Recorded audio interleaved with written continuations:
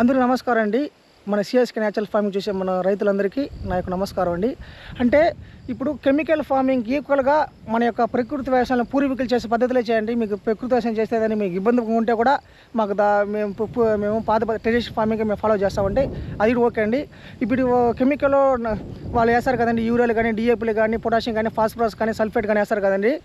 మనం కూడా traditional farming కానీ ఆకులు ఉండదు కదండి. ఇప్పుడు వేపాకు తీసుకొని నైట్రోజన్, కాల్షియం ఎక్కువ ఉంటుందండి. మీకు ఫాస్ఫరస్ కావాలా, కానుగాకులు ఉంటుందండి. ఇంకోటి మీకు పొటాషియం కావాలా, తంగేడాకు ఉంటుంది కదండి. మన సంక్రాంతికి వేస్తాం కదండి తంగేడాకులు, పసుపులో పువ్వు ఉంటుంది కండి, బ్రహ్మాండంగా పనిచేస్తుంది. పొటాషియం ఉంటుంది. మీకు బోరాను, జింక్ కావాలా, జిల్లేడాకు ఉంటుందండి. ఆ జిల్లేడాకు వేసుకుంటే మనకు పనికి వస్తుందండి. తుత్తి బెండ ఉండే దాంట్లో, తుత్తి బెండ అంటే చూడండి, దాంట్లో కాల్షియం ఎక్కువ ఉంటుంది. వీటి ఆకులు అన్ని పోషకాలు ఉండడం వల్ల మన పంటకు కూడా బాగా లభిస్తుందండి. సో దయచేసి కెమికల్ ఫార్మింగ్ మీరు నమ్మదని. కెమికల్ ఫార్మింగ్ ఈక్వల్గా మన ఆకులతో కూడా, మన చుట్టూ ఉండే ఆకులతోనే మనం పైరు చేసుకోవచ్చు. మన దేని మీద మనం ఆధారపడాల్సిన అవసరం లేదు. ధన్యవాదాలు.